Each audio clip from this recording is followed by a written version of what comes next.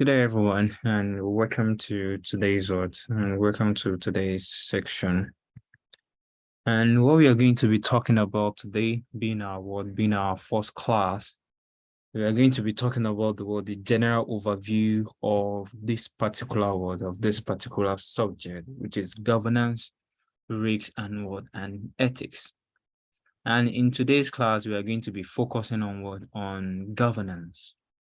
We're going to be focusing on governance. So before that, being the first class for this particular diet. So let me do a general overview of what this particular subject is all about, so that we can have some advanced knowledge of what are some of the things that we are still going to be talking about as we are moving on. So the course title is governance, risks, and ethics. And after the general overview now, we are going to start with governance. We are going to be doing some introduction to governance. And throughout the governance section, we are going to be making use of we are going to be making use of these annual reports. This is Bar Food PLC. So we are going to be looking at their annual report. And the only section of the section that we're going to be making use in this annual report is their governance is their governance structure. Because corporate governance is something that we all see, especially if you work for if you work for a listed company. Some of this regulation that we are talking about is not just about for discussion purpose. It's not just about having the knowledge. We also advocate for organization as well to also implement some of these things. And why do we need to have governance as well? It's to protect the stakeholder as a whole.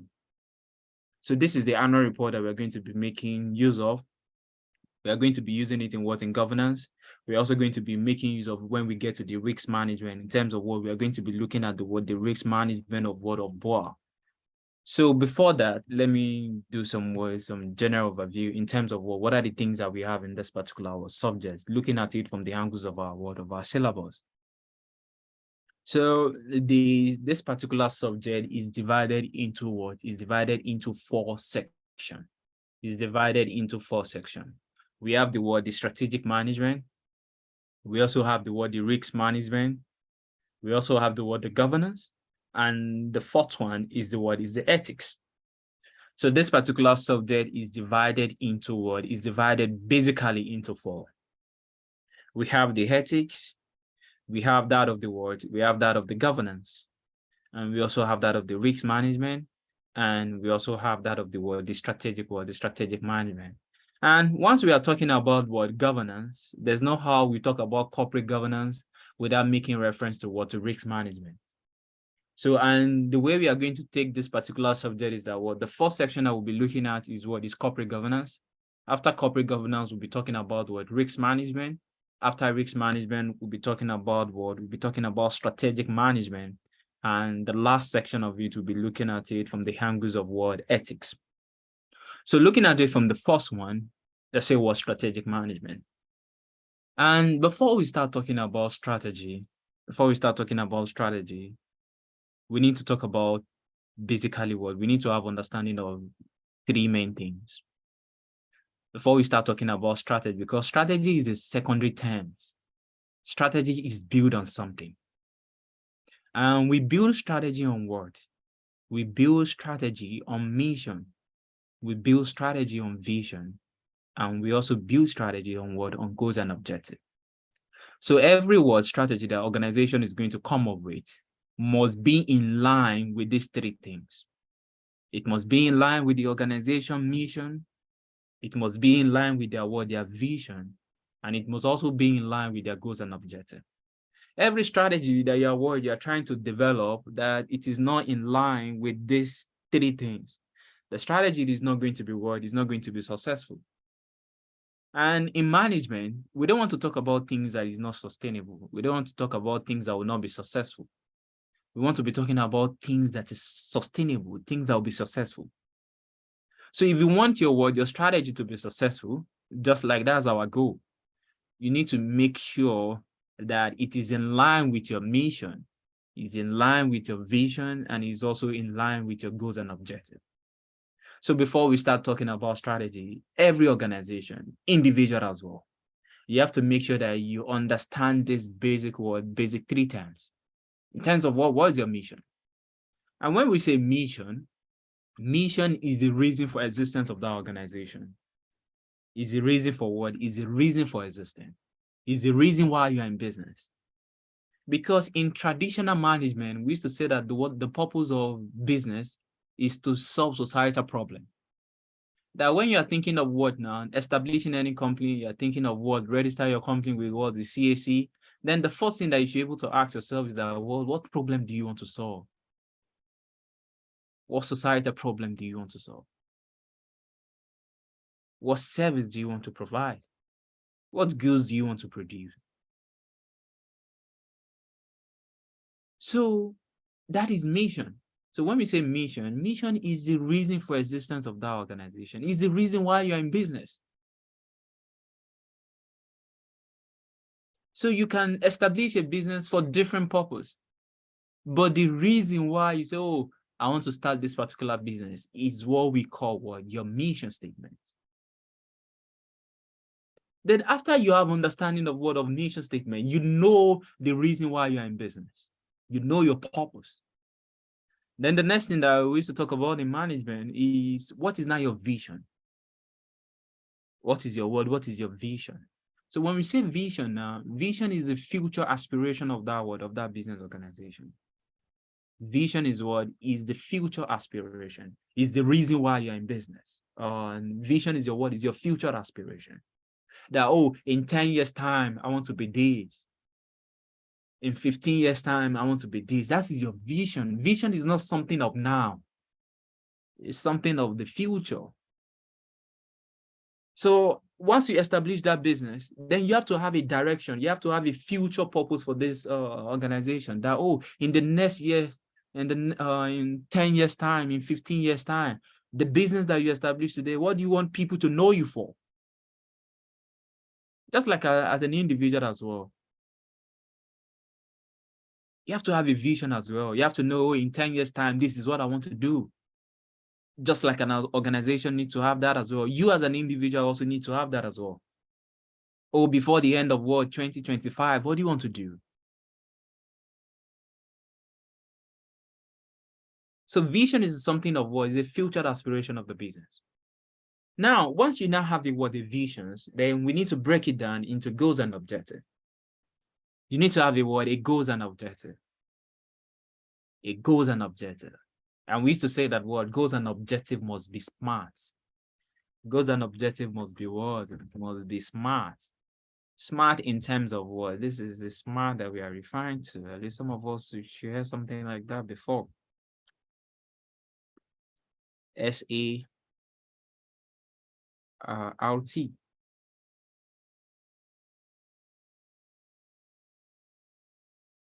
So goals and objective must be what? It must be smart. When you're setting your goals, when you're setting your objective, it must be what? It must be smart. It's a mnemonic. X means what? Specific. Your goals and objectives should be specific. It should be on this area. You have to be specific. Oh, it is in this line of business. You can have different SBU within your organization, your strategic business unit. Let's look at example now, a financial institution now. Oh, you can have assets pension. You can have the rest like that. You can have the banking. You can have the one that deal with pension. Maybe you have the one that deal with HMO and the rest like that. So each line of business, you have to have you have to have a vision for them. You have to have a mission for them, and you also need to have a goals and objective for them. So the specific that we are talking about is that, oh, it is is our insurance. Oh, it is our our asset management, is our capital, is our security. Then you have to be able to measure it. That is the aim. Measurable. Measurable. You have to be able to measure your goals and objectives, whether you are achieving it or you are not you are not achieving it. And if you are not achieving it, why? We need to ask ourselves question, why? What happened? And if we are achieving it as well, we also need to be thinking of how can we improve it? How can we sustain it if we achieve the target? That is what measurable. You should be able to measure your goals and objectives. The next one, which is A, is what we call what? Attainable. You have to set the goals and objectives that you can attain. When you're setting your word, maybe as at least every employee, is something that we do maybe at the beginning of the year. That, oh, what do you want to achieve during this year? Before we now start doing the performance appraisal, maybe at the end of every quarter, in terms of what I have set in January, how am I working towards it? So when you are setting that goal in January, it should be something that you should be able to attain. Don't set a goal that you're not able to attain. So organization as well should be able to set goals and objectives. You are someone that is making a revenue of 2 billion. And you're not thinking of now increasing your revenue to 10 billion. Then you have to do something. You're able to attain it because we are still struggling to achieve the revenue target of 2 billion. Then you're now increasing it now that, oh, this year we must come up with a revenue target of 10 billion. Then we need to ask ourselves, is it attainable? Is it attainable?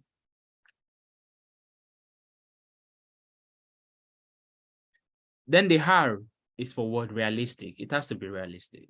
We need to be we need to be honest with ourselves. It has to be realistic. And the T is for what? It's for time bound. T is for what? Time bound. You have to set the goals and objectives. A time has to be attached to it. That before the end of third quarter, I must achieve this. Before the end of second quarter, I must achieve this. Before the end of the before 31st of December, I must achieve this. Before 2024, I must achieve. So goals and objectives must be words. Time has to be words. You have to attach a time to it. When do you want to achieve it? So goals and objectives must be smart. The X is for word. It must be specific. M is measurable. A is attainable. R is realistic. And T is is time bound. So we have to set something like that. So once you now have understanding of this, once you have understanding of the vision, you have understanding of mission, then we have understanding of goals and objectives. That is now when we can be talking about strategy, because the purpose of strategy is for you to win. Let's look at it from the angles of commerce. That, oh, don't buy competitors' product. I want you to buy my own. That's the goal. If you're looking at it from the angles of commerce, I want to sell more. I want you to buy my product because I know myself that I'm not the only one providing the service. They are different. We have competitors. Oh, this is Dangote, this is Boa, this is Lafarge, this is Eagle. No, so you have to now have the strategy now. That, oh, I don't want you to buy Dangote. I want you to buy this. I want you to buy that. That is the goal of strategy. It's for you to win. Just like in the military terms now. It's like you are fighting a war. Okay, the Nigerian military now is fighting, armed forces now is fighting with Boko Haram. So the Nigerian armed forces now to have a strategy. And the strategy of them is for them to defeat Boko Haram. Okay? So, but in commerce now, we are not fighting war, but we are competing with each other. We are competing with each other. So whenever you're now competing with people as well, you have to be stand out. Because I'm asking you now that I want you to buy my product, I don't want you to buy my competitors, okay? Because that's what I'm advocating for. Then I have to do something different. I have to do something different. Without doing something different, you're not going to buy my product. Even though if you buy one, tomorrow you're not going to come. So once organizations have understanding of their mission, their visions, and their goals and objectives, you now need to come up with strategy. So the purpose of strategy is to help you to achieve your vision, your goals, and your objective. Your goals and objective, your vision, your mission. That is the purpose of strategy. The purpose of strategy is to help us achieve our what? Achieve our vision, achieve our mission, and achieve our what? Our goals and objectives. That is the purpose of strategy. So there are some things that strategy is going to give answer to. No, please, what we are talking about is, well, we are just talking about the general overview, okay? So we'll still be talking about each of these in one after the word. We are still going to be talking about each of them one after the other. So I just want to do a general overview so that you have a word, some advanced knowledge of what are we still going to be talking about. Okay, that's just it. So once you now have a word, if you now want to develop a strategy, there are some questions that strategy will give answer to. We used to call it what? Strategic questions. We used to call it what? Strategic questions. Strategy is going to give answer to where are we now? Please don't forget. We have what we call strategic questions, meaning that what these are questions that we expect strategy to give answer to. When you're formulating your strategy, we expect you to what your strategy should be able to give answer to some of these things. The strategy should be able to tell us that where are we now? That is one. A strategy, when you're formulating your strategy should be able to give answer to where are we now? The next thing the strategy should be able to give answer to is that what? Where are we going? Where are we now? Where are we going? Another thing the strategy will also give answer to is what? How do we get there? And that is what we call what? The third one is what we call strategic choice. The first question is that what? Where are we now? The second question is that what? Where are we going? The third one now is that what? How do we get there? In terms of what? You know where you are now. You know where you are going. Oh, that's fine. But the next thing that we have to ask ourselves now is that, okay, how do we get there? Oh, I'm in what? I'm in Bayelsa now. But I'm thinking of what? Of going to Delta now. Or let me know even words because they are too close. Let's say I'm in Bayelsa now. I'm thinking of going to Akwa Ibom. Then I have to ask myself, where are we now? Oh, I'm in Bayelsa. Where are you going? I'm going to Akwa Ibom. Then how do you get there? That's a choice now. How do you get now? There's a lot of choice. Is it through the sea? Is it through the land? Is it through the air? Or how do you want to get to Akwa Ibom? That is what we call the strategic choice. How do you get there? So organization need to give answer to each of these things. Then the next question is that, well, once you decide that, okay, I'm going to Akwa Ibom, it's through the world, it's through the land, maybe you take some car. Then the next thing now is that, okay, what about if you get to Akwa Ibom? What will you be doing? When we get to our destination, now what do you want people to know us for? Because we are in Bayelsa now, and we are thinking of going to Akwa Ibom. Then when you now get to Akwa Ibom now, what do you want to do? What do you want to? What do we want to do? Then strategy will also give answer to what? How many numbers of employee do you need? How many numbers of employee How many numbers of employee do you need? Oh, I need 50 employee. Then strategy will also give answer to what? Of what skills? If you say you need 50 employee, what skills do you need? Oh, I need someone that studied biochemistry. I need someone that studied chemical engineering. I need someone that studied accounting. That is another question that strategy should be able to give answer to. Or if you're able to answer the question that, oh, how many employees do you need? The next thing is that word, oh, of what skills?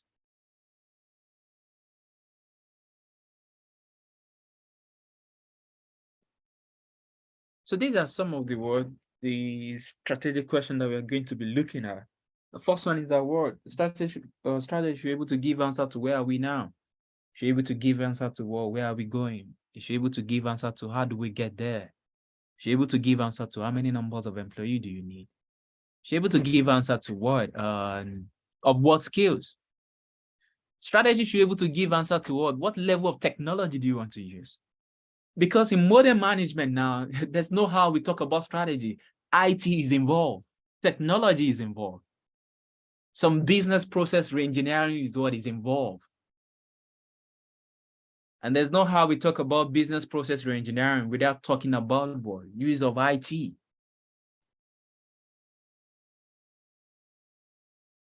Now, once you now have some words, you're able to give answer to some of those things. Then, I make mention earlier that the purpose of strategy is for us to win, right? That is the goal. Then the next thing is now that, oh, I want to be, well, let's say, oh, you are planning of, oh, you are only in Nigeria now. You're thinking of, well, okay, let me cover what West African market. I want to be the best. Let's say you want to be the best microfinance bank in West Africa. So that's fine. You want to be the best microfinance bank. That's our vision. We want to be the best microfinance bank in what? In West Africa. Now, that is one. You know where you are going already. The next thing that we now need to understand is that what? You know, the purpose of talking about strategic management is for us to work, it's for us to win, it's for the business organization to succeed. So there's now a certain things that is very crucial now that will determine whether a business organization is going to be successful or not. And one of them is what we call your business environment. Business what? Business environment. The business that you're thinking of establishing with what now? Register with CAC now. Whether that business is going to be successful or not, the environment, the location that you are will say something about it. The location that you are is very, very important. Your environment is very, very important. So now, we now need to do what we call environmental analysis. Sometimes, if we do not call it environmental analysis, we call it what? Situation analysis. We call it what? Situation analysis. Because your environment is dynamic. Oh, before, at least look at what is happening in our current environment in Nigeria now. Oh, before, at least we have the words, the CBN will regulate the exchange rate. But now, it is now floating now. So meaning that the word now, the rate is what? Is the normal interplay of what now, of demand and supply that will determine the exchange rate between words, or our Naira and the other currency as well. So that is a word, that is a changes.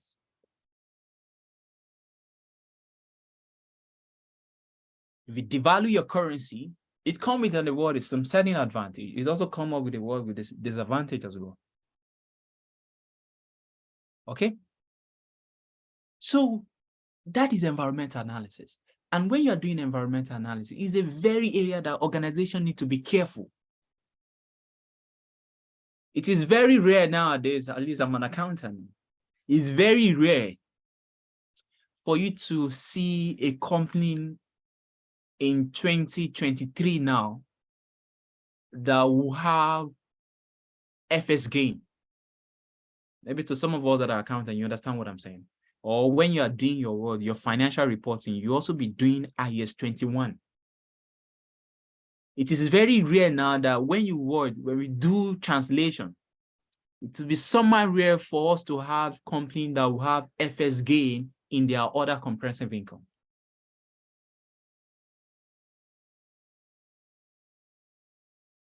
Why? Just due to your environment. So we need to analyze our environment. And what are some of the model? What are some of the tools that we are going to use to analyze our environment? Some of them is what we have pastel. Some of us, you know that already. This is a framework. Oh, sorry. This is a framework that we are going to use that you can use to analyze your work. You can use to analyze your business environment. It's a very beautiful framework. Pastel analysis. The P stands for word for political, H is for economy, X is for social, T is for technology, Hill, is for what? Ecology, and Hell is for what? Is for legal. And you can see it very well here.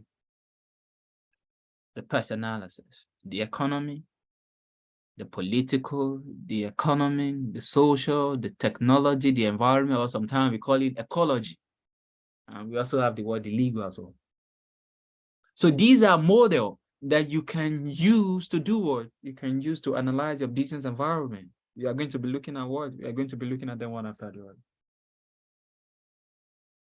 So this is one. That when we want to conduct environmental assessment, what are some of the tools? What are some of the models that we can use to conduct environmental analysis? This is one of them. We also have what? SWOT analysis as well. At least I'm sure some of us you know this as well before.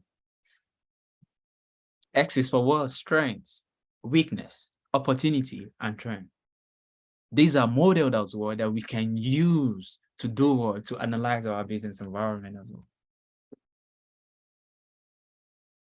Okay.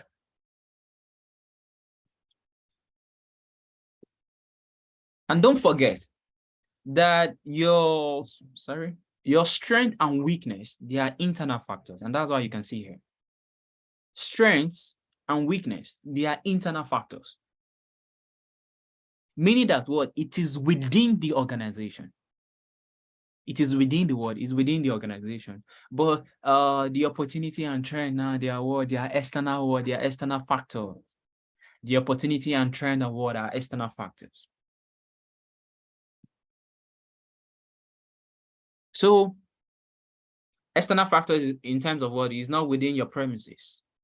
You have to go out to work to check for it. You have to go out for it. And as you're going out for it, please try as much as possible to what? Embrace more opportunity and minimize the trend. You can't eliminate the trend because once there's opportunity, there's trend. Once there's opportunity, there's what? There's trend as well. So try to, as a business organization, look for more opportunity and try as much as possible to reduce the trend as well. So opportunity and trend, they are internal what? They are external factors. Why strength and weakness, they are what? They are internal factors. So within your organization, there will still be some things that we are not doing fine. Okay. Every organization have that. There's no 100% word. There's no 100% process. There's no 100% process. We just need to try as much as possible to have more good things, to have more strength. Then we should reduce our word. We should reduce our weakness. Another model that we're also going to be talking about in this environmental assessment is what we call what? Porter diamond. This is Michael Porter diamond.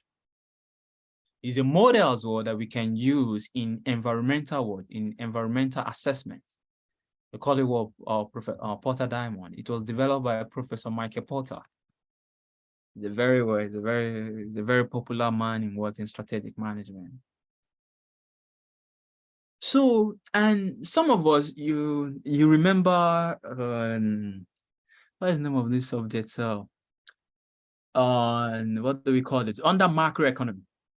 No, we used to talk about international trade under macro. And under macro, there's a theory of comparative advantage by Ricardo, I think, if I can remember. You know what theory of comparative advantage is saying is that, okay, Nigeria, if you know you are good in cocoa, specialize in what, or let's say Nigeria, we are not really popular there. If you know you are good in what, let's say crude oil now, okay, you should specialize in crude oil. Then you can buy cocoa now from maybe Ivory Coast now.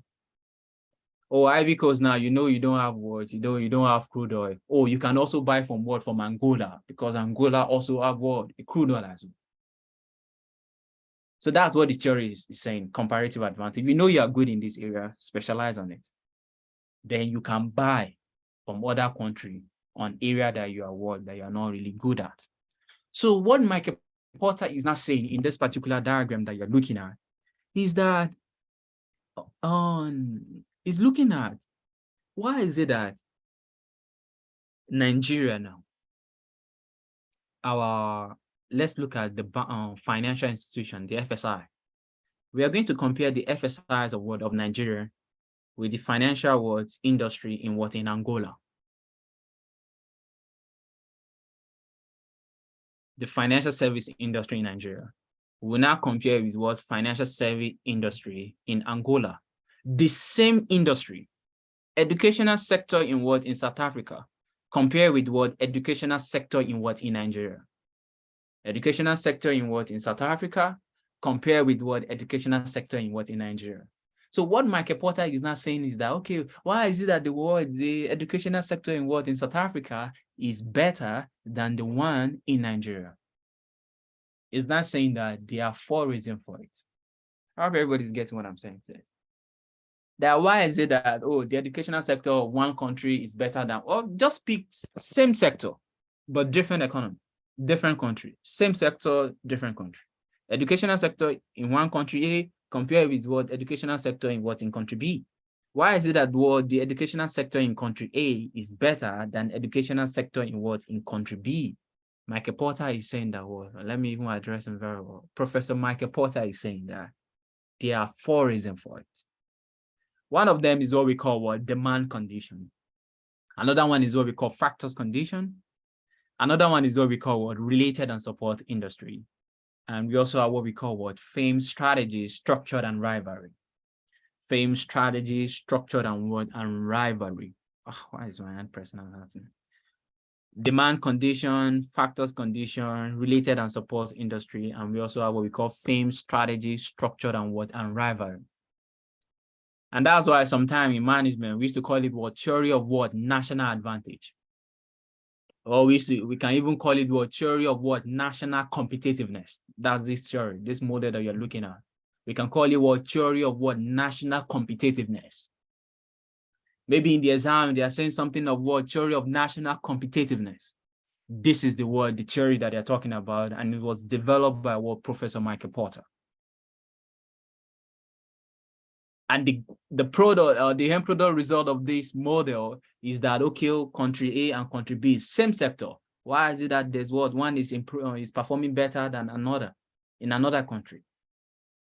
So this is what we call Porter diamond, and we are also going to be looking at it as we are moving on as well. So then that's some of the things that we are going to be talking about in the number 4. We'll be talking about empowerment. Then after you need to do what? You need to formulate your strategy. After you formulate your strategy, we also need to do what? Evaluate strategy. You need to evaluate your strategy, whether it's working or it is not working. Okay? Then we'll be looking at what are the characteristics of strategic decision, the benefit of strategic management, looking at it from the angles of the financial and also the non-financial. Why do we need to have a strategy? Then we'll be looking about policy as well, business policy. What is policy? We used to define policy sometimes as a word, senior management intent. What the management is, what the management wants to do. So we have different types of policy. We'll be looking about limitation of SWOT analysis. I think I've made mention of this. It's a very important model. And we'll also be looking about e-commerce as well. That is buying and selling buying and selling through the use of the internet. So that's just the general overview of the strategic management. We'll be looking at risk management as well. It's a very short area. In risk management, and please, everybody, let's have it at the back of our mind that in risk management, the goal of risk management is not to eliminate risks. Risk cannot be eliminated. You can only try as much as possible to reduce risks. We can't do we can't eliminate we can't eliminate risks. Risk can only be we can only try as much as possible to reduce risks. So how do we reduce risks? How do we reduce risks? What are the sum of the ERM or enterprises risk management framework that we are still going to be talking about? Okay, some ERA framework. And one of them, just an advanced knowledge, we have on enterprises risk management, we have ISO 31000. ISO 31000 also deal with ISO 31000 deal with the risk management framework. We also have another one called COSO. COSO framework is also an enterprises risk management framework, and it's come with a cube. Maybe some of us could have seen something like this before as well. Okay, please hold on, please. Sorry.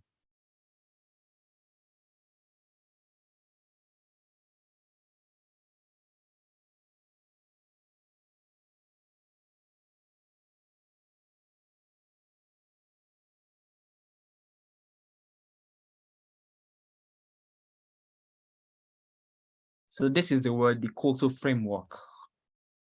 We are still going to be talking about some of this. So please, the goal of risk management is to is to try as much as possible to reduce the risks. In risk management, we don't talk about eliminating risks. We talk about how can we reduce risks. Risk cannot be zero. Risk cannot be eliminated. We can only try as much as possible to reduce it. Okay? We can only try as much as possible to reduce what risks. Risk cannot be what? Risk cannot be eliminated. So what are some of the framework that you can use in your organization? What are some of the framework that you can use in your organization? And the most popular one is what is this? International Standard Organization 31,000 deal with risk management. Also, COSO means what? Committee for Sponsoring Organization. And this particular COSO is more popular in US and Canada. But ISO 31,000 is very, very popular in Europe. So we are also going to be looking about that. And that's just some brief overview of risks. And we can now start talking about what we have for today, which is governance. And that is what we are going to that's what we are going to talk about. And okay, let me skip this and go to the word ethics. And basically what ethics is just meant for, ethics deal with what is right and what is wrong. Ethics deal with what is right and what is wrong. And we used to say something in ethics, that ethics is not absolute. Ethics is relative, not absolute. Ethics is relative, not absolute. Meaning that what is right to Mr. A may be wrong to Mr. B. What is right to Mr. A may be wrong to Mr. B. That is why we used to say sometimes that ethics are relative, not absolute. Even in there's something that is right in Nigeria that if you go to another country, it may be wrong. There's something that is right in another country that, in Nigeria now, it is it is not right. So what are the things that we're not trying to talk about in ethics in this our syllabus as a professional? We will be talking about some principle here. And the principle is just to guide us.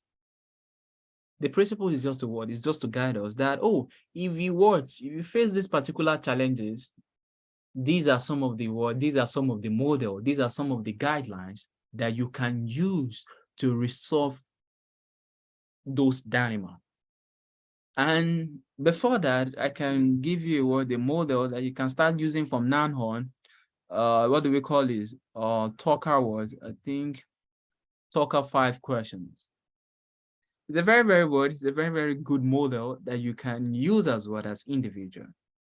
And what it simply just means is that we should ask ourselves some 5 questions. And if the answer is yes, then we should do what? The decision is ethical. So these are questions that as an individual, maybe starting from now on, I also want you to embed this as well in our daily life. That before you make some ethical decision, if you are facing with ethical dilemmas, you're facing with ethical challenges, that, should I do this or I should not do it? No. This particular model developed by Talker is saying that, if you are in such challenges, you say you should ask yourself these 5 questions. Is a yes or no, just like a referendum. Is a yes or no. That, the first question is that, you can see it from here. Is it profitable? That's the first question. Yes or no. Is it profitable? The next question is that, is it legal? Yes or no. The next question is that, is it fair? The next one is that, is it right? And the last one, which is the final one, the 5th one, is that, is it sustainable or environmentally sound? Is it sustainable or environmentally sound? Meaning that, is this something that you can continue to do? So as an individual now, and I will end ethics with this, you can start embedding it in our daily life as well. If you want to take any decision, please let's ask ourselves these 5 questions. Is it profitable? Is it legal? Is it fair? Is it right? Is this sustainable or environmentally sound? Is this something that on Monday now I can discuss with my colleague that, oh, I'm the one that do this? Is this sustainable? Is this something that you can continue to do without getting caught? So we have a series of what? We have a series of model, we have a series of what theory in ethics that they are just meant to what? To guide us. They are meant to what? To guide us, that if you're having such dilemma, please use some of them. So what we have for today is what is governance. Is corporate what? Is corporate governance. Is corporate what? Is corporate governance. And when we say governance, and please, sorry, let me also hear from us, at least like 30 minutes now.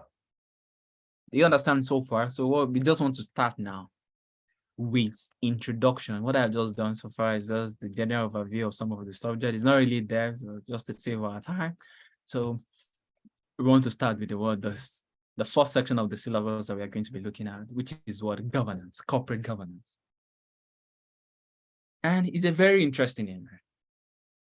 It's a very, very interesting area, and it's a very important area, especially to the listed entity. It's a very, very interesting area. So when we say what corporate governance simply means the way by which entity is being controlled and directed. Please don't forget. Governance simply means the way. When we say something is governance deal with what? Directing and control. There's no how you define governance without putting this. Governance is directing and controlling must be there. So governance is different area. But what we are in our own focus here now, in this course, we are looking at it from the angles of world, corporate governance. We are looking at it from the angles of the entity. Okay? So corporate governance simply means the way by which an entity is being controlled and directed. So the way we direct and the way we control this organization now is the responsibility of some certain party. Now, who are those parties that is responsible to make sure that, oh, the way we are going to direct and control this organization is in the best interest of the world, of the stakeholder as a whole. How what we call what? Board of what? How what we call board of director. How what we call what? Board of director. And just like you can see here, these are the board of directors of what now? Of BOA, as at this particular quarter of the 31st of what? December 2021. This is the chairman. We also have the word, the managing director, the CFO, the executive director, and we also have the word, the non-executive director as well. So don't forget, corporate governance refers to as the way by which an entity is being controlled and directed. That was the definition that was given by the Cadby report. And Cadby report is a UK word report on corporate governance.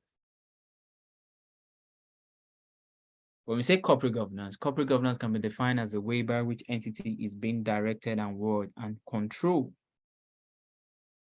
So how is entity being directed?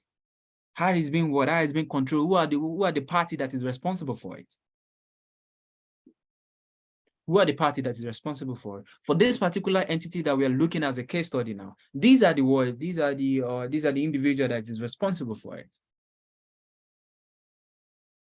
Mr. Rabiu Abdusamad, Ayodele, Abdul Rashid, Ishaku Rabiu, Saratu Umar, Chimobi, Rashid, Kabiru, Finn.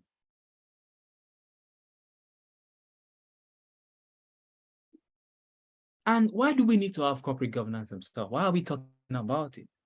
Because, things that we are doing, maybe you are doing international taxation, you are doing indirect, there's for each of the topic, there's a purpose for it. There's a purpose for it. There's a reason for it. Why are we talking about corporate governance? And you see, a lot of companies have failed before, and we don't want that again. A lot of companies as well that's sold before, and we don't want that again. Because if entity fail, it affects unemployment. It affects the world, the GDP. It affects the world, the country as a whole. So we don't want company to fail. Even let's even ask ourselves. There are some companies that maybe during our primary school, but are they still in existence as of now? Let's ask ourselves that. If you can think of it, there are some companies or that you have held during the primary school, or maybe during our secondary school, but now in 2023, now they are no longer in existence. So why? What happened?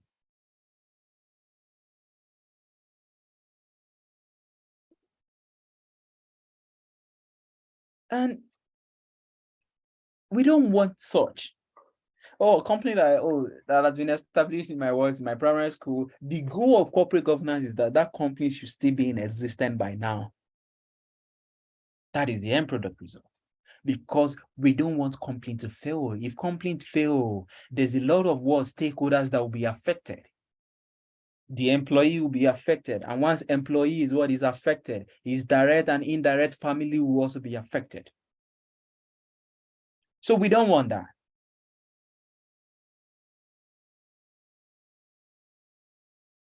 Because you can go to the floor of the market now and buy some shares. You have invested. And at the end of the day, maybe in 2 months' time, you said that, oh, this company has collapsed. Why?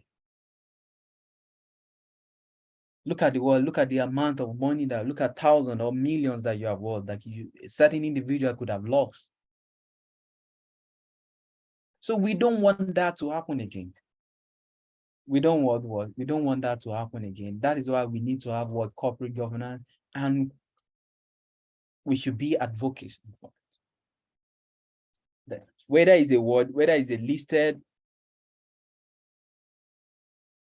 listed company, whether it's a non-listed company, we expect every entity to have corporate governance. Because when you have a good corporate governance, it protects the interests of all the stakeholders. You can see I'm saying stakeholders. I'm not only referring to the shareholders. I'm not only referring to the management team. I'm not only referring to the government as well, because government is also a stakeholder. The community is also there. Your supplier is also there. Your customer is also there. When you call them stakeholders, it's a general terms. So we don't want people to fail. We don't want entities to fail.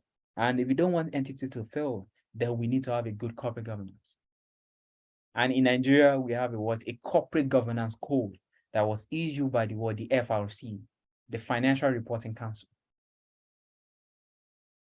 So some of the things that we're talking about in governance, there's already a regulation for it, that you have to disclose this. You have to do this, you have to do that. If you look at this annual report very well now, the numbers of meetings that was held during this year, in this 2021, you have to tell us. The director, you have to tell us their attendance as well. This is, it will be interesting if I'm showing you what I'm talking about. Please just hold on. Because in governance, things that we're talking about is there. Unless if the company did not disclose it. So this is what I'm saying. Now, 1, 2, 3, 4. It means that during 2021, they have 4 meetings. There's one that occurred at the 24th of January 2021. There's another one that occurred on 7th of April. There's another one that occurred in 8th of June, and there's another one that occurred in 10th of October. Then you also need to tell us who are the individuals that are in attendance. You can see, look at the grid here. It means presence. Here it means appointed, with effect from 34 or 26 November 2021.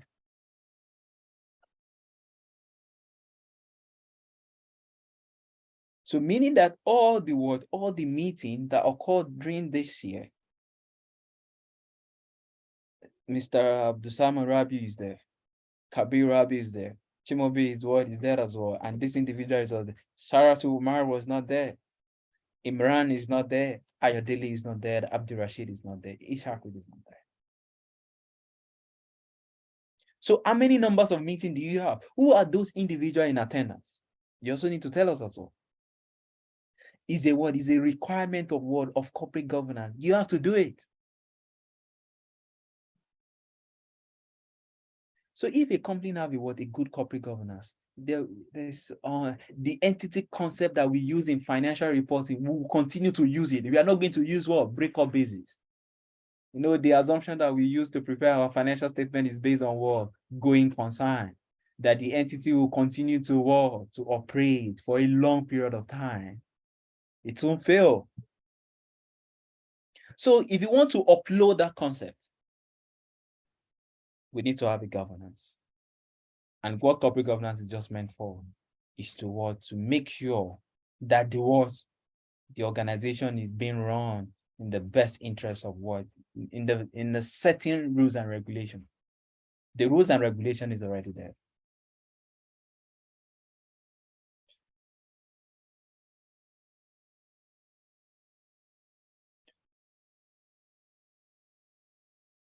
Look at this. They say why the government is not obligated to substantially deliver any public goods. It must ensure that the process for the identification and delivery of goods are complicated in terms of what? Meaning that what now? Good corporate governance. There are two types of governance. There's bad governance and there's a good governance. But before I will explain that, I want to ask a question now to every one of us.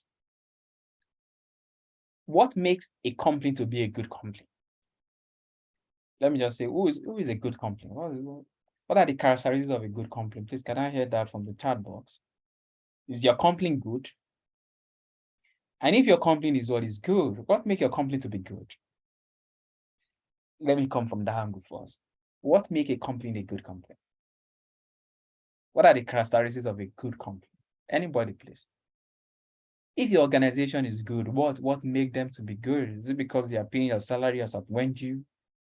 Or there are some things that they are providing for you? What makes your company to be good? Please, anybody?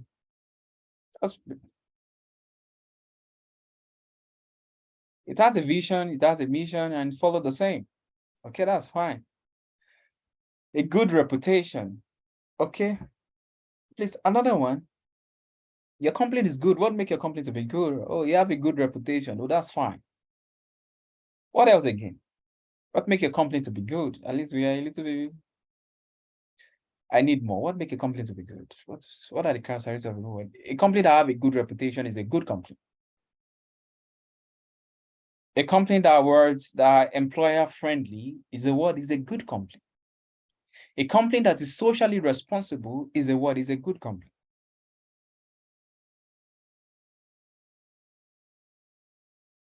So if you're a good company,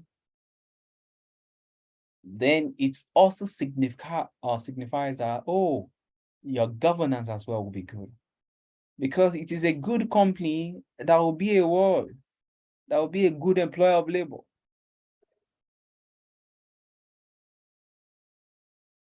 It's a good company that will have a good reputation.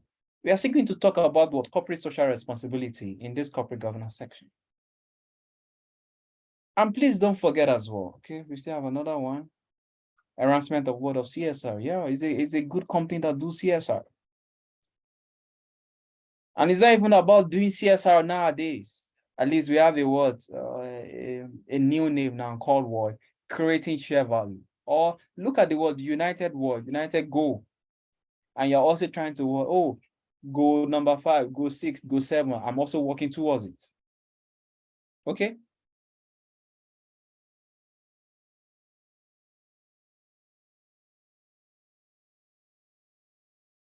Then when we are not talking about corporate governance, please, corporate governance is not only limited in the words in private company alone. Please don't forget that. It's not only about what private company that need to have a good corporate governance. The public company as well, the ministry, the department, the agency as well also need to have a good corporate governance. Then very soon now, we are going to be talking about what are the principles that we expect. If you say you have a good corporate governance, what are the principles that will upload that, oh, you have a good corporate governance? We'll be talking about that very soon. But please don't forget, governance, good governance, is not only about what, it's not only about in private as well. It also goes across the world, the public as well. So now, looking at it, let's say governance is a system and a process, not a single activity. And therefore, a successful implementation of a good governance strategy require what? A systematic approach that incorporate what? Strategic planning. You know, I make mention of it earlier. There's no how we talk about corporate governance that we are not going to talk about strategy, that we are not going to talk about what? Risks.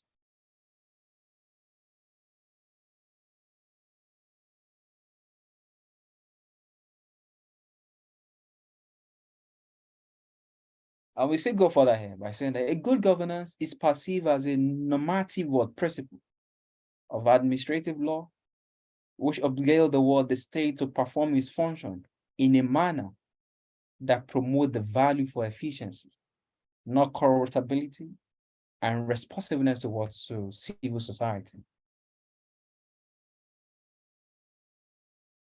Meaning that word now is a principle that when you abide by this corporate governance rules that we are going to be talking about, it will enhance a lot of things. It will give you a good reputation. It will eliminate what? Fines and penalty if we implement this governance principle very well.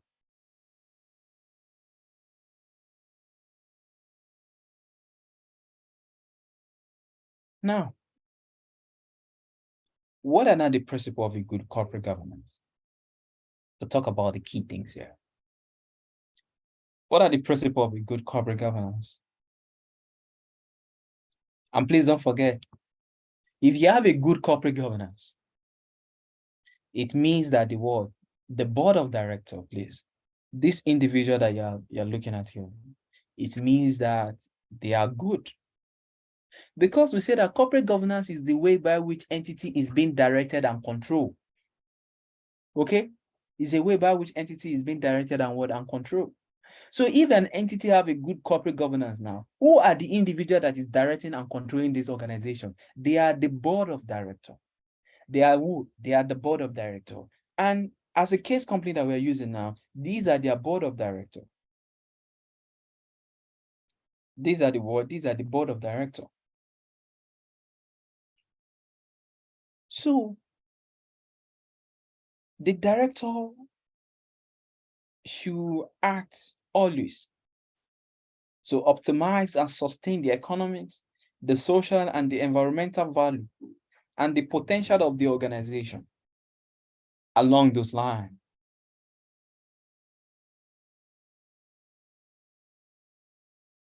The director should have to always optimize and sustain the economy in terms of what? Make up what? Try as much as possible to come up with a decision that will make your company to be competitive, both the short term, the medium, and the long. Make your organization a societal friendly. Don't pollute the environment. A lot of company has been trying towards, at least that's why we are saying that Nigeria, at least we pray that at least maybe this current government will also look at it from the angles of what, look away from the angles of crude oil and try as much as possible that we should also even have another alternative source of what revenue. And not just by increasing, coming up with what different finance out every year.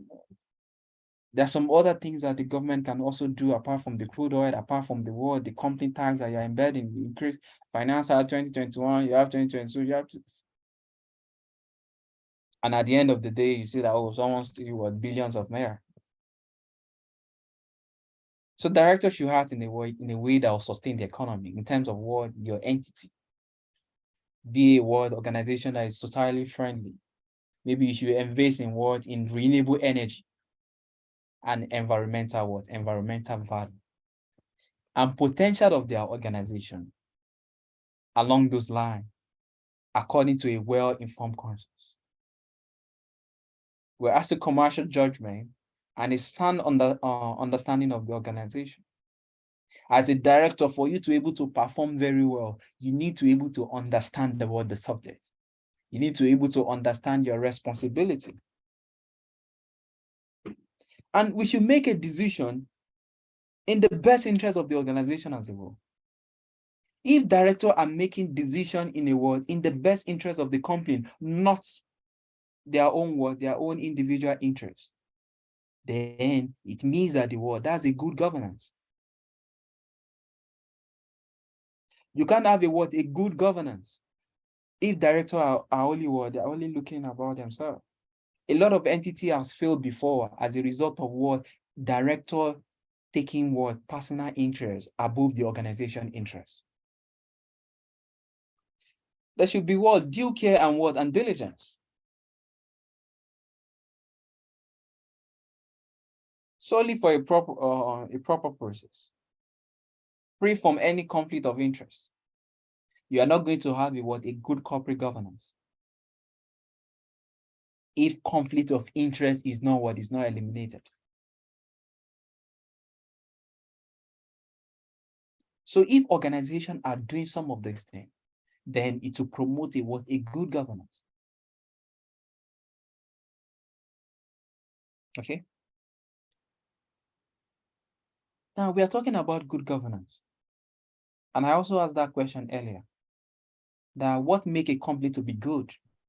If we say that your company is a good company, what are the things that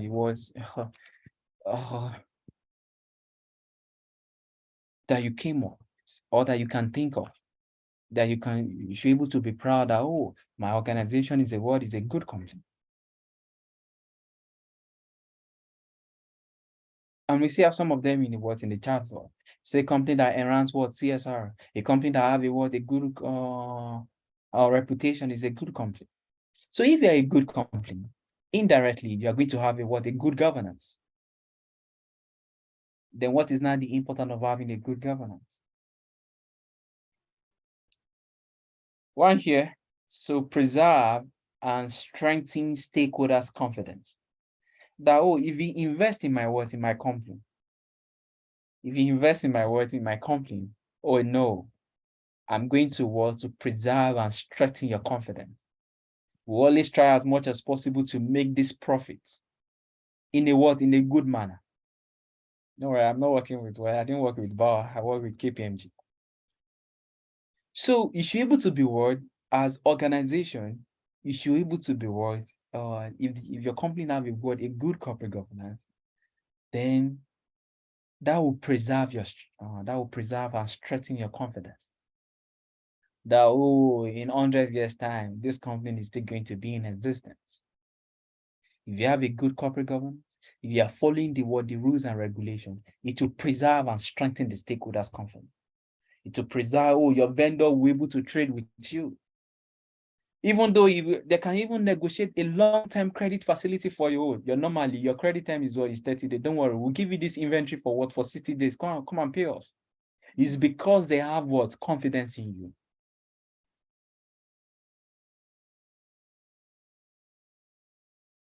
It's because they have confidence in you that you are not going to fail them. Your employee will also work some overtime, even though without requesting for additional remuneration, just because of the what you have introduced for them. So preserve and strengthen the stakeholders' confidence. If you have a good corporate governance, this one will strengthen them. It will increase their confidence. Anytime you are in need of fund, your stakeholders will always try as much as possible to make it available for you.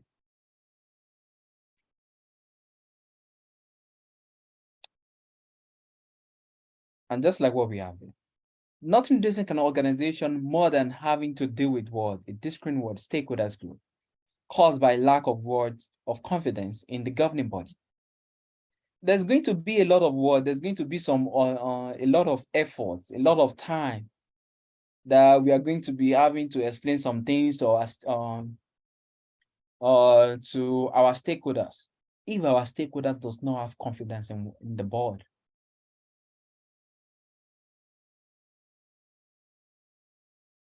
And if the stakeholders can have a positive confidence, for them to have a positive confidence, then there are some things that they have to also the board of directors also need to come up with that will be able to increase the confidence of your stakeholders. So if you're able to have a good corporate governance, in which this company is being, we are being directed and controlled in a good manner, it will preserve and strengthen the confidence of our stakeholders. It will provide the foundation for high-performing organization. If you have a good corporate governance,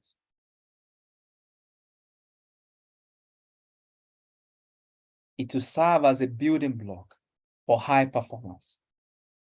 You're able to achieve your goal. You're able to achieve your goal. You know what we have in governance, please don't forget. When we just say governance is about directing and controlling. So if this organization is being directed in a good way, is being directed and controlled in a good way, these are some of the benefits that the organization will accrue. You're able to perform very well. And if you're performing very well, it simply means that what we talk about in our first few minutes, your vision, your goals, your mission, you're able to achieve it. Because why are you in business?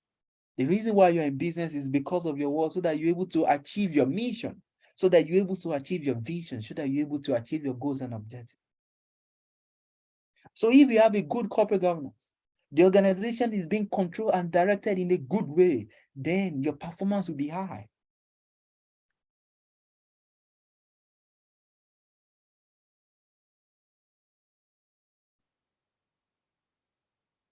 Then another important of having a good corporate governance is that to ensure that the organization is well placed to respond to changing external environment. If you have a good corporate governance, if the organization is being directed in a good way, is being controlled in a good way by competent individual. Whenever there's any changes within your external environment, you're able to respond to it. You're able to do what? You're able to respond to it in a good way.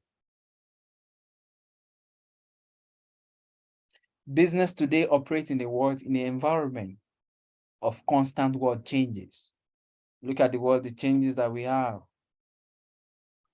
Oh, maybe subsidy removal, the floating, closing of other means of buying FX.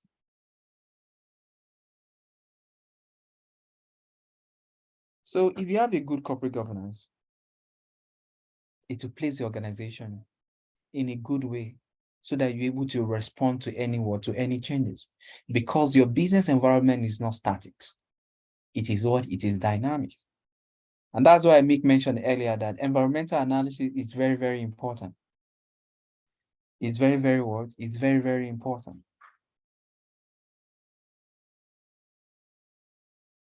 So if your organization is if you have a good corporate governance in your organization, whenever there's any changes in your external environment, the organization will be able to respond to it in a good way.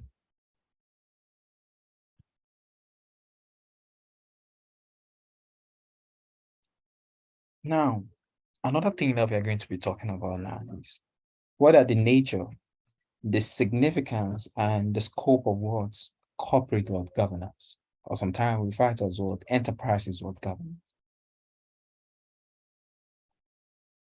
The nature, how does it come? The significance, the scope, in terms of what are the coverage of corporate governance?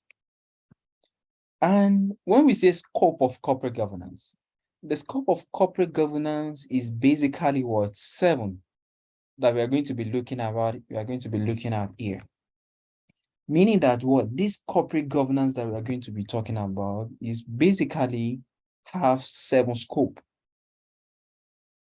It have what 7 scope based on our syllabus. The first one is that we are going to be looking about the roles and responsibility of the board of directors. This individual that you're looking at, what is their roles? What is their responsibility? That is one scope of corporate governance.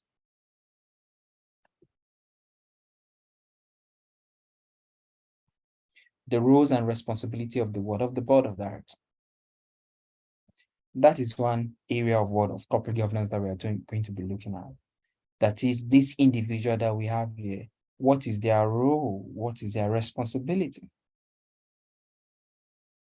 Then another thing that we're also going to be looking at is that the composition and balance of the board of directors. The composition and the composition and balance of the board of directors. When we say composition has to do with numbers.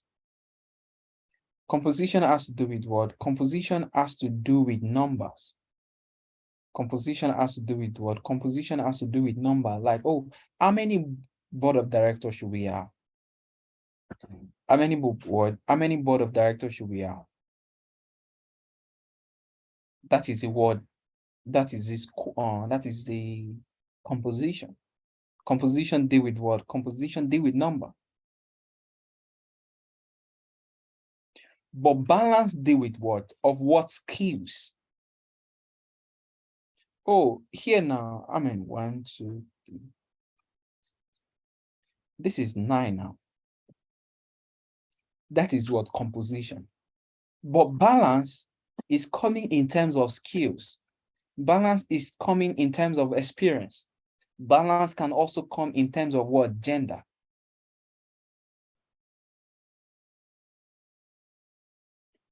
That is what composition. Composition deal with what? Number. You know, the heading is what? The first one I make reference to as the word. What are the things that we're going to be looking at in terms of what? Our scope under this particular section of the syllabus, governance. We are going to be looking about what the roles and responsibility of the board of directors. Meaning that what this individual that we have here, what is their role? What is their responsibility? Another thing that we're also going to be talking about is that the composition and balance of the board of directors. Composition has to do with what? Numbers. Balance has to do with what? Skills. Balance has to do with what? Experience. Balance can also come in terms of what? Gender. Oh, I need female, I need what? Male.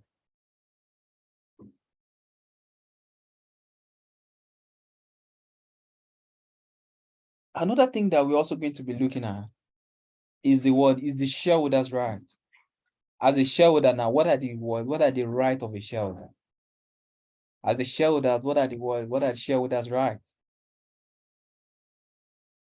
And please let me also ask some of us as well. What do you think is the shareholders' right? Maybe you can put it in the chat box. What do you think is the right of the shareholders? What do you think is the right of the shareholders? Let's make it interactive.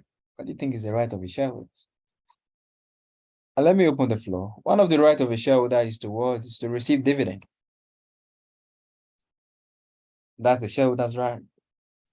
It's the right of the shareholders. One of the words, another right of a shareholder is to receive notification of the AGM. That our annual general meeting will be coming up at this social date, at this social time, at this social venue. It is the right of the shareholder to receive such information. It is also the right of the shareholder to receive the copy of the annual annual report. If you are a shareholder of Buana, it's a responsibility that the company should send you a copy of this annual report that we're looking at. Yeah, thank you very much. So that if you receive the annual report, you're able to know the financial status of the company. That, oh, my company, their total revenue as at this date is this. Their total liability is this, their total asset is this. This is their cash flow from operating activities, from investing, from finance.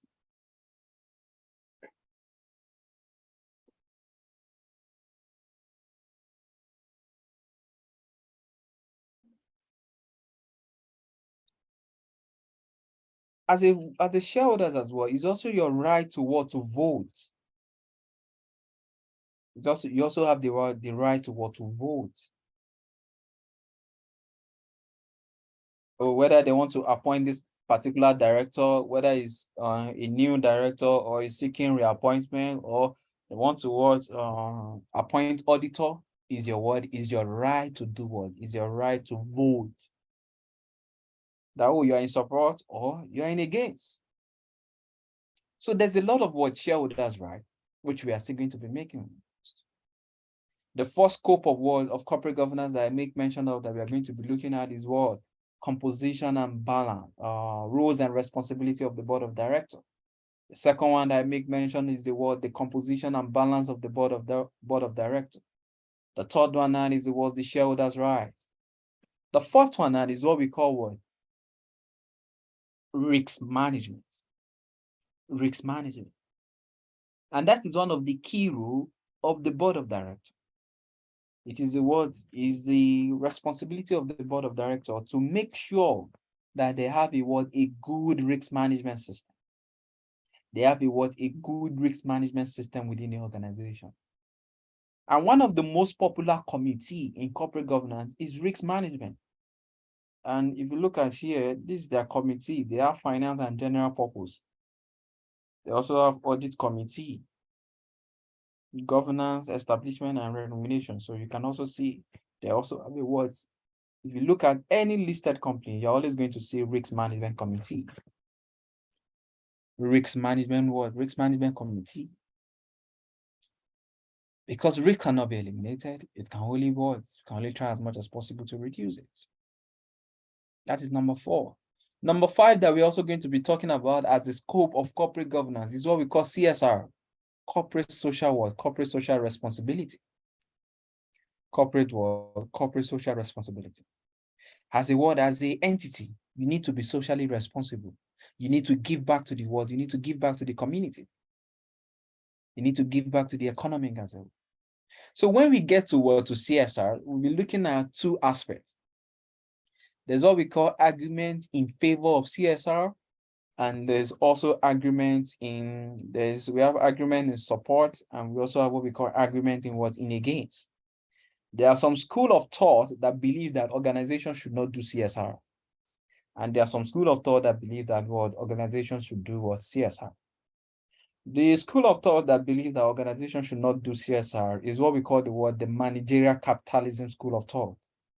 And it was led by Friedman. They believe that organizations should not do CSR. The organization is already doing CSR because you are paying tax, you are employing people, so you don't need to donate any money to federal government. That is one school of thought. But the social school of thought embrace that organizations should do CSR. Apart from employing people, apart from paying their salary, doing other things, it will also be good to also give back to the community as well.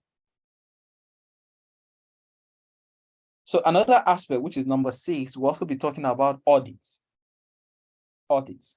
Audit is also very important word. It's also very important section in corporate governance.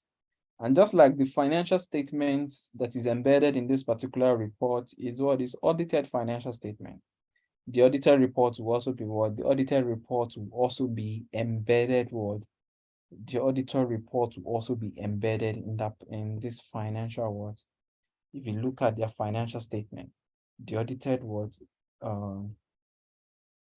the auditor report is also going to be there. And let me check that. Let's 95. So, and this is the auditor report. It's been audited by PwC.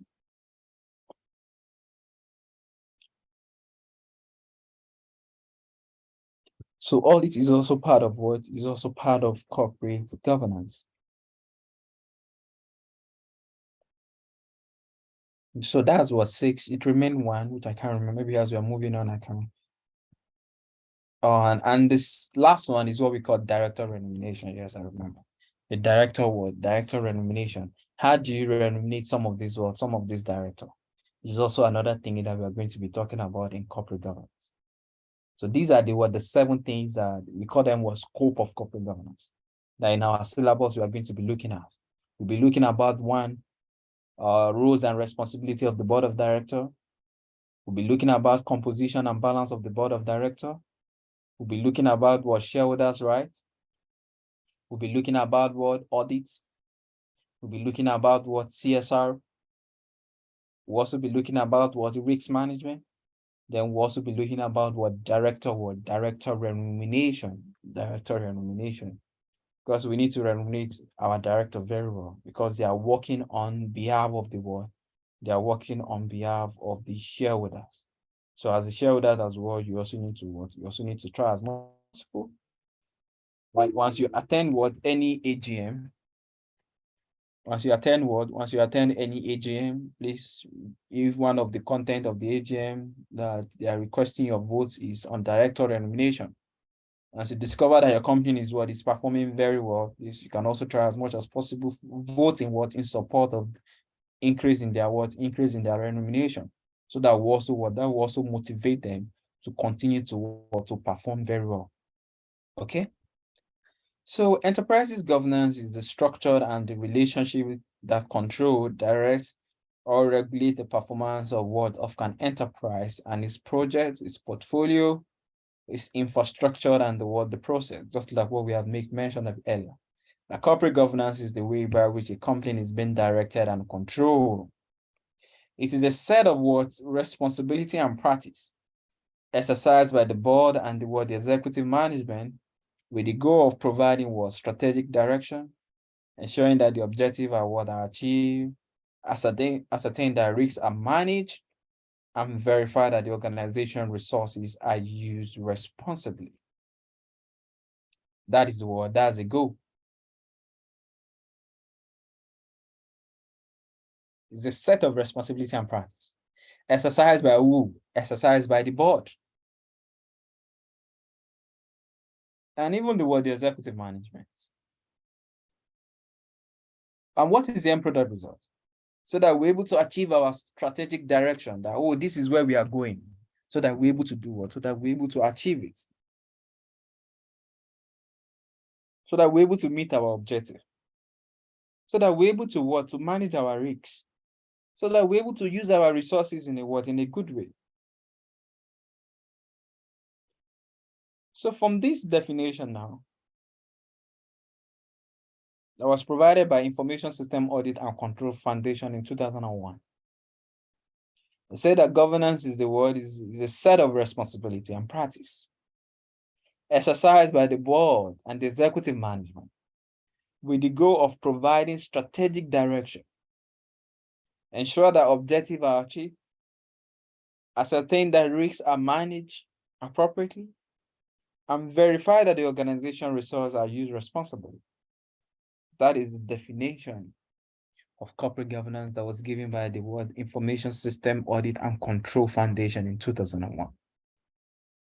So if you look at this definition above, it has some key components, which it has some words, some component and benefits. They say it's a set of responsibility and process and practice exercised by the board, the executive management.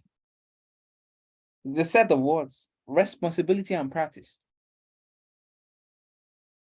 that is being exercised by who? The board of directors, the executive management, with the goal of what? The first goal is what? So that 1, strategic direction. 2, ensuring what? Objectives are achieved. Number 3, making sure that risks are being managed very well. And number 4 is that optimum uses of our resources. Resources are scarce. So whatever the resources that we have, we are making best use of it. Whether it's a financial resources or it's a non-financial resources. Whatever the resources that the organization, we are using it prudently. So from this definition, it reflects the dual role of the board of directors. in both formulation and monitoring or strategy. It is the board of directors that need to come up with what strategy. It is the board of directors that need to come up with what with strategy. And sorry, let me go back. I think it's trying something.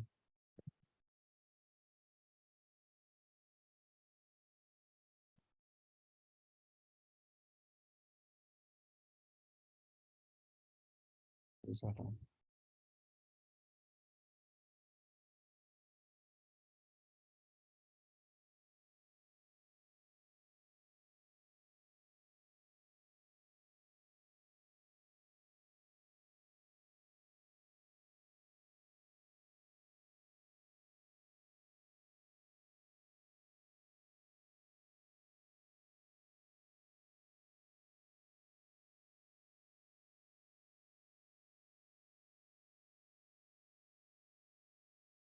Is what I'm sorry.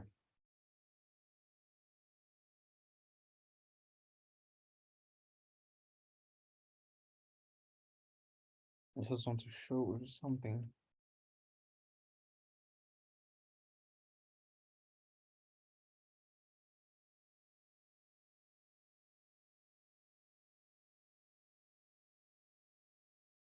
Let's continue.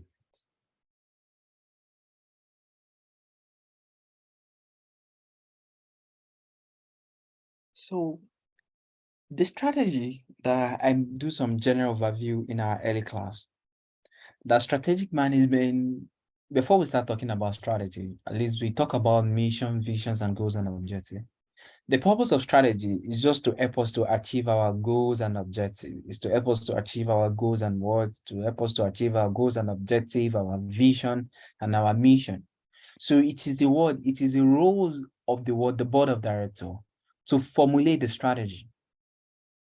Is the word, is the role of the word, the board of director to formulate what strategy and monitoring it as well. It's not just about coming up with a strategy. Is they also have a role of making sure that the strategy are working. They also have the role to make sure that the strategy are working. That the strategy are working. So they have a dual responsibility in relation to strategy. Making sure that, oh, we have a strategy, and also checking it, monitoring it that, oh, this strategy is what is good, or this strategy is not what is not good. So it reflects the dual role of the board of directors in both in formulation and monitoring of what strategy, and knowledge, the short and the long-term relationship between the governance and the what and the value creations. So board of directors, their responsibility to come up with the strategy, that this is a strategy that we are using, and they also need to make sure that they are doing the monitoring. And we have different strategy that we are still going to be looking at, that organization can use. And I can also go to what we call Porter generic strategy. And what Professor Michael Porter is saying is that organization, you can, when you want to, according to Michael Porter, he's saying that if organization want to achieve a competitive edge, if organization want to achieve a competitive edge, you can select between these three strategies.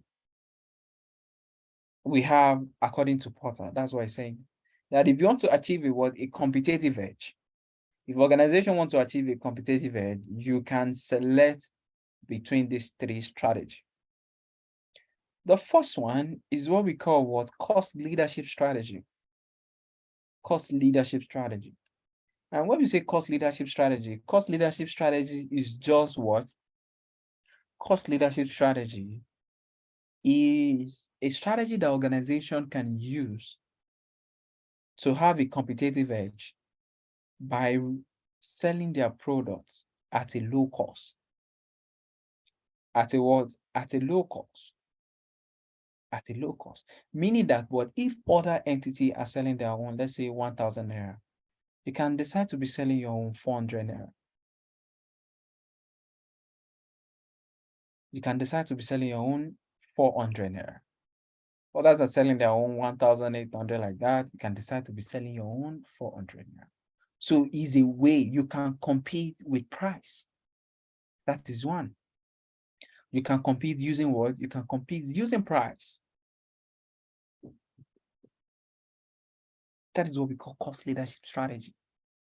It's a strategy that organization can opt for. Then another one is what we call, the second one is what we call differentiation strategy. Differentiation strategy is that you are going to differentiate your product, your service, and your product to be very, very expensive. If others are selling their own 1,000 naira, you can decide to be selling your own 2,500. That is what we call differentiation strategy. Differentiation strategy is that what your price is very, very low. Your price is very, very high. Your price is very, very low. Your price is very, very high. Your price is very, very high. But cost leadership strategy is that your price is very, very low. Then we now have another one, which is the third one. It's what we call what? Focus strategy. It's what we call what? Focus strategy. And in focus what? In focus strategy. Focus strategy is a strategy that you are going to use in a niche market. Focus strategy is a strategy that you're going to use in a what? In a niche market. A market that is not segmented. Meaning that what is a strategy that you can use in a small market. So if you're just in what, let's say for example, you're just in, let's say, Gombe State as an example. You're just in what? In Gombe State. And you're not thinking of what, of being in what, selling your product in Adamawa, selling your product in what, in Castina and the rest like that. You're just in what, in Gombe. So if you're what, if you're not in Gombe now, and maybe you're even what, in a segment in what, in Gombe State, you're not in everywhere. That is, your product is not in what, in all over the state. You're just in maybe in the 2 local government that you're covering. So if you're in now, if you're in just in these 2 local government now, you cannot decide. That's why you can see now that this focus strategy is divided into 2. There's what we call cost focus, and there's also what we call what? Differentiation focus. And you can see from the diagram as well, we say narrow and broad. Focus strategy is a strategy that you are going to use in a what? In a narrow market, in a niche market, a market that is not segmented, a small market.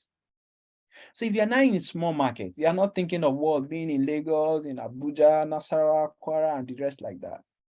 You cannot decide that, oh, I'll use what? Focus strategy. So as a result of the small location that you are. So you cannot decide now whether you're going to use cost focus. Cost focus means that, oh, that particular location that you are, your product is going to be what? Very, very cheap. Your product is going to be very, very what? Your product is going to be very, very cheap. Differentiation is that what? Oh, in that small location that you are, your product will be very, very what? Your product will be very, very high. So we are what? That's why you can see focus strategy is divided into 2. There's cost focus and there's also what? Differentiation focus. Cost leadership strategy is a strategy that what you want to use to gain a competitive edge by selling your product or your service at a low price. Differentiation is that what your product be very, very well. Differentiation is that what is a strategy that you can use to gain a competitive edge by selling your product at what higher price. There are some individuals that believe that, oh, if you call this particular one 1,000 naira and there's another one 2,500, they may believe that the one of 1,000 naira is not of good quality. So you can decide to be selling your product at a higher price, but you are going to differentiate it in terms of the quality, in terms of the durability of it. Just like, for example, if you look at Apple as an example and look at other tech company, at least Apple is their product is very, very their product is very expensive, but they differentiate it to other products. I think, to me personally, maybe the only product I know that I can still compete with Apple's is to me, I think is Samsung. in terms of what the build of their what their product is, what is not the same. It's not the same, to be honest. And you can see they come up with what, look at Apple, look at what now, Samsung, you can see every time they come up with what, different things. So differentiation is a strategy that you're going to use in terms of what to differentiate your product, and your price will be very, very low. Your price will be very, very high compared with your competitors. You just need to make sure that you have a good quality. So that is the Porter generic strategy that I'm talking about. So from this definition, it also emphasized on the role of the executive management. The executive management, you have a role in terms of what, making sure you provide a strategic direction, giving the leadership, ensuring that objectives are achieved, making sure that the organization, we have a good risk management system, and making sure that what our resources are being used in the best way. So the role of our executive management is also very, very important from that definition that we're looking at. It covers internal working of the organization, and as well as what outward facing aspect. In terms of what, look at the internal sometimes in terms of what, the direction, ensuring that objectives are met. The external in terms of what, risks. There are some what, we have different types of risks, like the exchange rate, the currency risks, which the organization does not have control over. So this definition also look at it in terms of internal. The internal now is your resources. Direction is internal. But risk management, there are some types of risks that the organization does not have control over it. There are some types of risks that the organization does not have what, control over. You just need to continue to react to it. So naira to dollar today is what, is 700 naira. If you don't have control over it, what, oh, I want to bring down to what, to 400 naira. You can also pay your part as well by, oh, sending more products abroad as well, rather than bringing the product in alone. It helps to illustrate the multiple roles of the accountants. It demonstrates the importance of what substance over form. And at least as an accountant as well, in your financial accounting or in your financial reporting that you're doing, should have understand the concept of what substance over form. In terms of what's in accounting, what we look at is the economy, not the legal parts. What we look at is the economy, not the legal parts. That's the substance over form. The way a lawyer will see something will be different from the way accountant will also perceive something. It can accommodate different governance mode across the world, and we are still going to be talking about that. We have what we call unitary system, and we also have what we call two-tier system. When we get to boss structure, we have two types of boss structure. We have what we call unitary system, and that is what we are using in Nigeria. We are using unitary system of corporate governance. Some country in Europe, especially Germany, I can remember Germany used two-tier board. So as we are moving on, this is just introduction to it. We'll also be talking about what do we refer to as a unitary board system. What do we refer to as a two-tier board system? So what are the things that will not make corporate governance to be what? What are the things that will not make corporate governance to be successful? What are the things that will not make corporate governance to be what? What are the things that will not make corporate governance to be successful? One of them is conflict of interest. It will not make corporate governance to be successful. It serves as a trend. It serves as a problem to corporate governance. The director is thinking, oh, if I approve this particular contract, what are you going to provide? What's going to be my own benefit? If I give this particular contract to you, what are you going to give me in return? So if there's if that system is in existence, it will not make the corporate governance to be successful. It will serve as a problem to effective corporate governance. Low employee morale is also another thing. So organization, especially today, you have to try as much as possible. Make sure that you provide a conducive environment for your employee as well. Listen to them as well. Because if their morale is what is low, then because we are not going to be able to perform very well, we're not able to meet our targets. And another thing is also what lack of transparency. Lack of what? Lack of transparency. If the organization continues to hide some certain information within internally, it's also serve as a problem to effective corporate governance. One of the good principle of what of corporate governance is what openness and transparency. Openness and what and transparency. Every information has to be what has to be disclosed. If I check your annual report now for as at this particular cut-off date, every necessary words information should be able to work should be included here. There should not be any words hidden of word of information. Information should be what? Information should be properly what? Information should be properly disclosed. Information should be properly disclosed. Disclose everything. Don't withhold some certain information. Inadequate what? Information about what? Members of the board and management. Inadequate what? Information about the what? Members of board and management. In most corporations, shareholders have information about the board and members of the top management, and as well about the general affairs of the company, only at the AGM that are poorly attend. Besides, information distributed is substantially what Windows dress.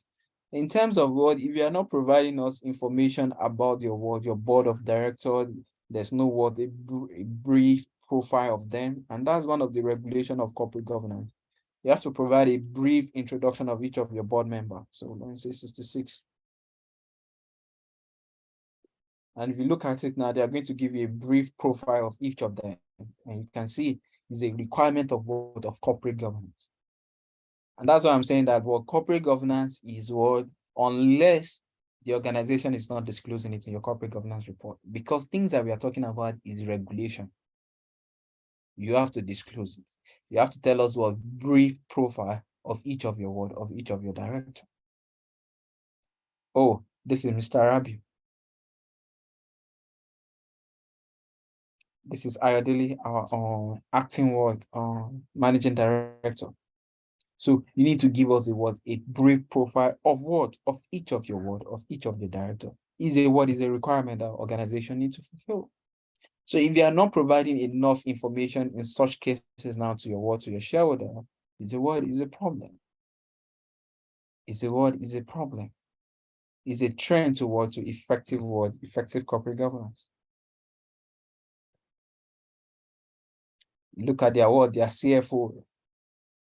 Abdul Rashid Olaiwala is a finance professional who served as a senior general manager at Lasukor from 2014 to this. Prior to his appointment, he was the head of finance for Boal Sugar Refinery Limited. So you need to tell us a brief profile of each of your directors.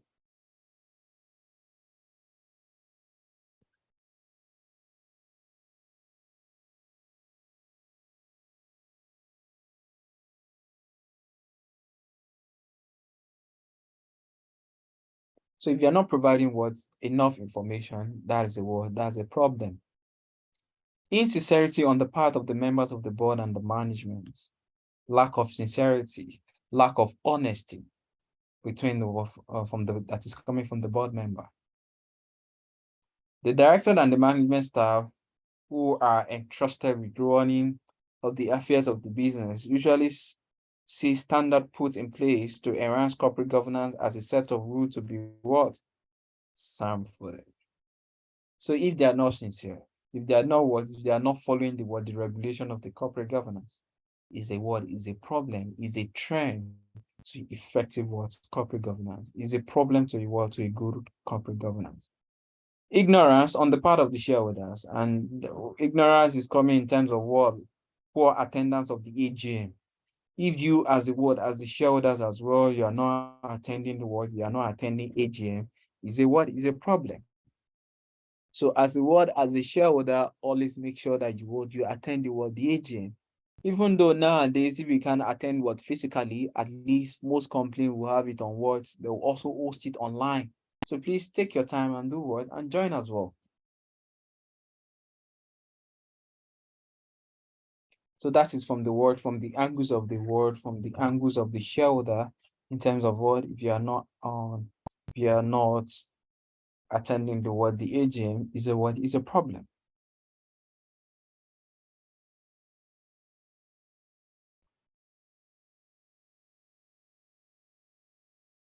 So, and look at this as well, that some of these trends, some of these barriers can be as a result of what individual factors, which we have here. It can also be as a group factors as well. So meaning that some of these trends that we are talking about, some of these factors that we are talking about, that if they are present, corporate governance is not going to be effective. Some of them are individual based. Others are group based. So individual factors. Outside job demand. A successful and a busy professional, many board members simply do not have time and availability to discharge their board responsibility. In terms of maybe you have other works that you're doing as well, in terms of the demand is much, the tax that you're running is well. So and if you don't have time, you can't really able to perform very, very well. The individual does not really have time for the organization, even though you understand the tax, but you are not giving it your you are not giving it your time, you're not able to perform better. So that is one that is coming from the angles of the individual. Complexity of outside job demand. With outside responsibility involving complex issues and situations, the board member is unable to focus on the same priority because you have a lot of things that is going on from other job that you're currently doing. Then you're not able to give priority to the organization. And you're not able to give your attention to this organization, then the performance of the organization will also be affected as well. The similarity of outside job demand, the similarity. A board member may not have experience or knowledge required to make effective decision for the firm. Maybe you don't have experience of the industry before. And that's why sometimes maybe if you apply for some certain job, they will prefer someone that has worked in that industry before. Or maybe you have worked for a related company before. Or maybe you're in Dangote Cement before, then you're now coming to Boa Cement now. At least you understand, because they are these two entities, their activities are they are they are almost the same. Cement is cement. The component, the material, the ingredient that they use is the same. So if you have experience from prior entity, that will really help. That will really help. But if there's a dissimilarity between what this director is coming from and what we are doing here, that will also affect the performance as well. It will take some time before you really understand what this particular entity is doing, if you are not really a fast learner. A board member may not have the experience or the knowledge required to make effective decision. That is coming from the angles of the individual. Please don't forget, in the exam they can ask you this, that if you say we're trying to do effective corporate governance, can you also group it for us? Looking at it from the angles of the individual director, also looking at it from the angles of the group as well.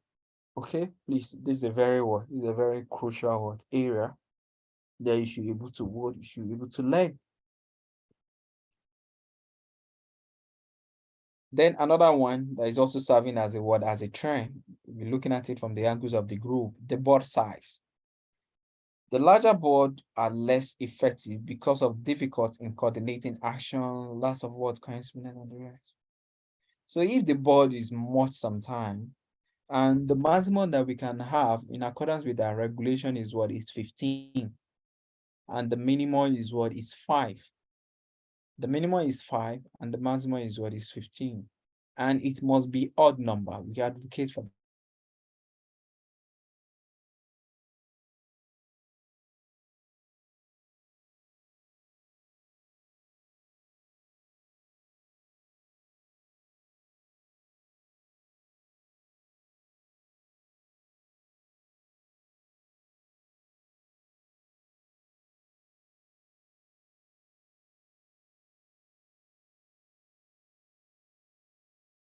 that we're having 14, should always try as much as possible